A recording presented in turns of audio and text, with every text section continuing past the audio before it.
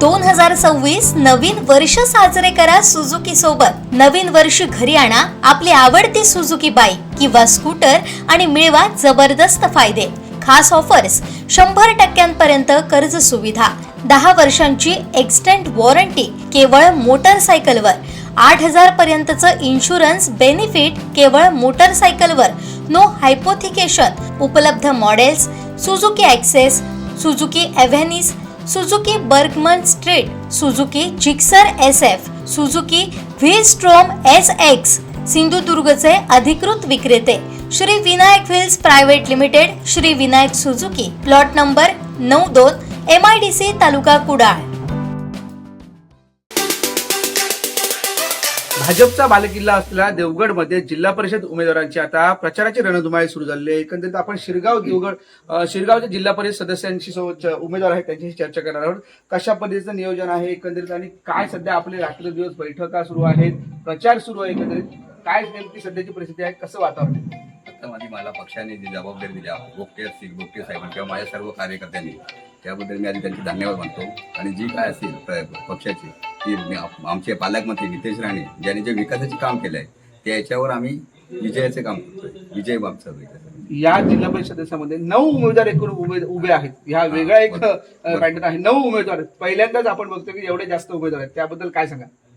आमचा जो जिल्ह्याचे आमचे पालकमंत्री नितेश राणे त्यांच्या याच्यावर जे विकासाचे काम केले आहे त्याच्यावर 9 जरी असले तरी आम्हाला काही टेन्शन येत नाही, कारण माझ्या पुढे माझी सगळी टीम आहे, माझे भाजपचे सगळे कार्यकर्ते देवगडचे माझे सगळेच कार्यकर्ते असतील, अजित गोपटे असतील, आमचे संदीप साटम असतील, सर्व जे माझे पदाधिकारी असतील, नार्वेकर असतील, अमित साटम असतील, नंदू देसाई असतील, पंकज दुखंडे असतील, सर्व कार्यकर्ते मंगेश लोके असतील, शैलेंद्र जाधव असतील, अजित कांबळे असतील, हे सर्व असल्यामुळे आम्हाला काही 9 जणांची काही चिंता वाटत। निश्चितच या सध्याची भाजप आपण बघतोय की बैठका चालू आहे, प्रचार यंत्रणा सुरू आहे, कशा पद्धतीने नियोजन आहे एकंदरीत या प्रचाराचं रणधुमाळी? कारण आम्हाला अधिकृत उमेदवारी जाहीर झाल्यानंतर आमच्या ह्या जिल्हा परिषदमध्ये आमच्या सर्वच प्रमुख पदाधिकारी कार्यकर्ते, कारण खरं तर हा मतदारसंघ अगदी परंपरेने भारतीय जनता पार्टीचा आहे।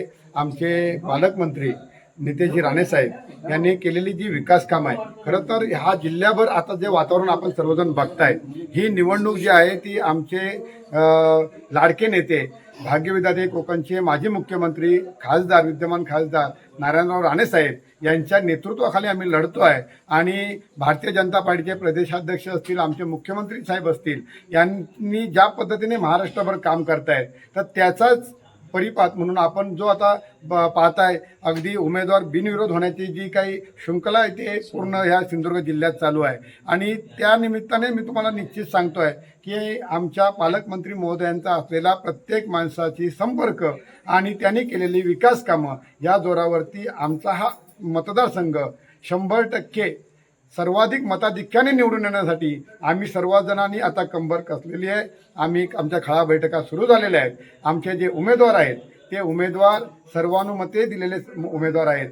त्यांच्यामध्ये तो बूथ अध्यक्ष आहे, हे एक महत्त्वाची गोष्ट आहे। बूथ अध्यक्षाला या पक्षाने भारतीय जनता पार्टीने गोपटे साहेब असतील, आमचे पालकमंत्री साहेब असतील आणि आमचे सर्वांचे नेते लाडके खासदार राणे साहेब असतील यांनी एका बूथ अध्यक्षाला संधी दिली आहे। आणि निश्चितच हे फक्त आणि फक्त भारतीय जनता पार्टीमध्ये घडू शकतं असं हा एकंदरीत हे चित्र आहे।